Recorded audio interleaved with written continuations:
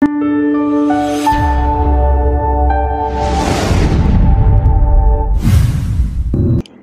mga idol, magandang araw sa ating lahat. Nandito na naman ako idol sa may McKinley, sa may EDSA. Tatawid tayo ng Ayala mga idol, doon tayo dadaan sa Manila, pauwi ng bahay.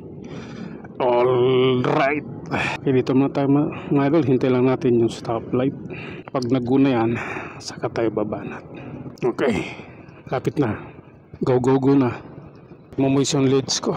Okay, let's go. So nandito na tayo mga idol sa may Ayala.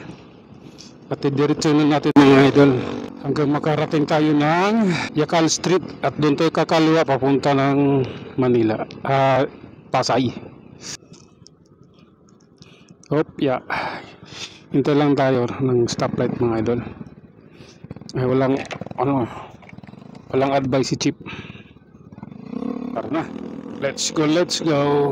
Alalay lang mga idol, kahit tuyo ng krusada, ride Chief pa rin tayo. Hindi lang sarili ingatan natin, pati ibang tao iingatan rin natin para sa kapwa din. Okay. Let's go na. Malayo pa doon. Yung time doon malayo pa. 30 pa pababa sa may Makati Avenue. Waiting lang tayo mga idol, saglit lang yan. Magwawakas din yan. Last ilang minuto, takbo natin. 42 minutes ba? Saan bandaan? Okay. Ba't parang di gumagana yung ano ko? Problema ba yung system? Wala, hindi gumagana yung ano ko. Yung mapa. Hindi umiikot. Diretso lang, may sasakyan pala sa ating tabi. Okay. Ano nangyari?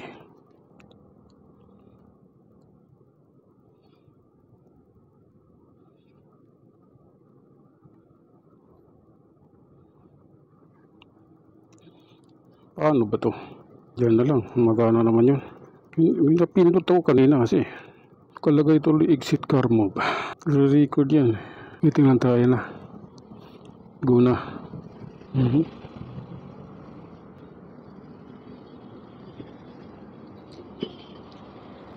Okay.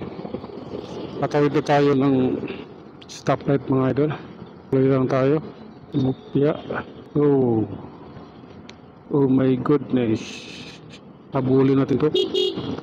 Okay, tawid tayo. Tuloy lang.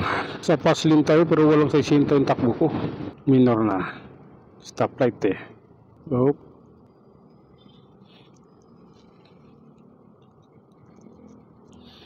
Ayusin nga kita doon mamaya sa may Yacal. Posible yun.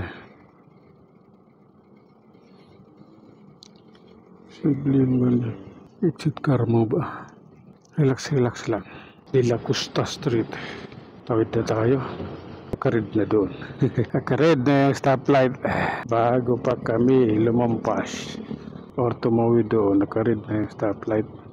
Safety officer. Waiting lang tayo mga idol. Malapit na yan. Okay, ayun na. Let's go. Relax lang tayo. May jeep sa unahan. Pagsasay na tayo ng kaliwa.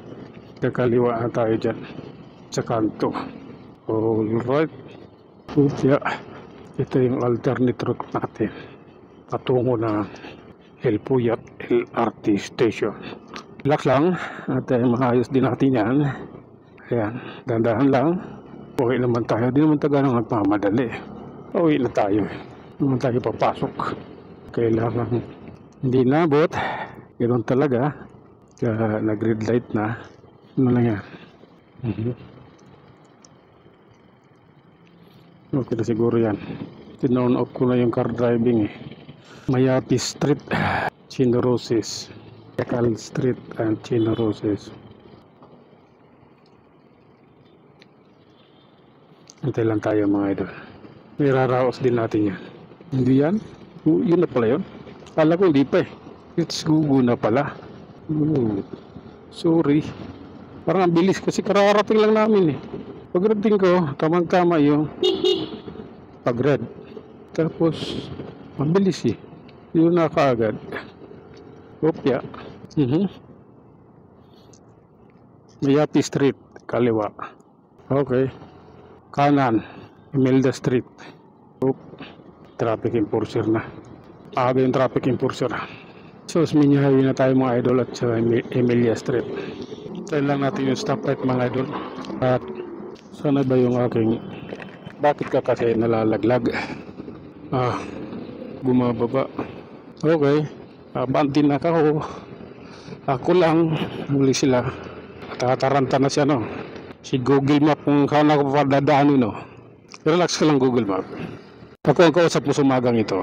Tayo ibabiyahe ng naaayon sa aking isipan. Okay. That's cool. Eh ba? Oo. Kaya... Utang na. Hindi pang lumusot eh. Umataw pa eh. Ako talaga mga kadisgrasya dahil ako yung una eh. Awan ko. Sa Pilipino. Okay, nandito na tayo mga idol sa may Hilpoyat Avenue ulit. Pero at this time hindi na siya Makati mga idol. Pasay na siya. Okay. Punta na tayong Hilpoyat LRT Station. Okay mga idol. Nawan ko sa inyo. Dito, ipit tayo dito. Okay. Just relax. Dito na tayo mga idol sa Hilpoyat LRT Station. Lungsod ng Pasay. Baybayin natin ito mga idol. Papuntang monumento. Or diretso ng MacArthur Highway. Pagdating kasi ng circle, tapos pupunta ng MacArthur. Ganun na naman yun. Baybayin na lang natin to. Diretso na to mga idol. Wala nang atrasan. This is my time. Okay. Yeah. Bao-bao ang tawag dito sa probinsya. Yung ganyang e-trike. E-trike. Bao-bao yan tawagin sa probinsya. Kasi yung itsura. Parang pagong. Ibisaya, bao-bao. Yung Tagalog, pagong-pagong. Ganun yun. Ganun po siya. Tuloy lang. Lalay. That's cool mga idol.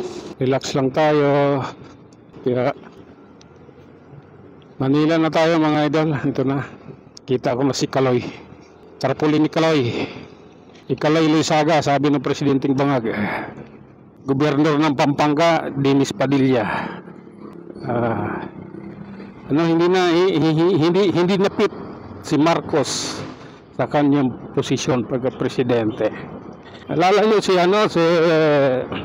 tawag nitong yung presidente ng US nung nagsasalita, nung nagpapakilala, may pinakilala iba yung apelido na sinabi niya sa pangalang binanggit niya, yung apelido iba. So doon pa lang inano na siya ng mga na hindi siya fit sa kanyang pagiging presidente, no? Kasi makalimutin na siya eh. Ganoon din si Marcos.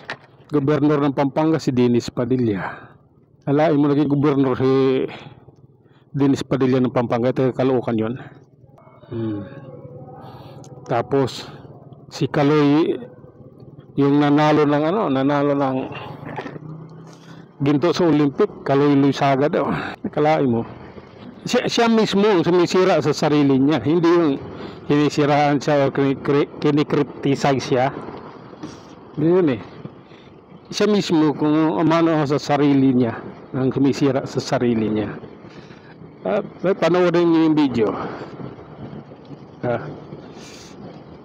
Ano yun?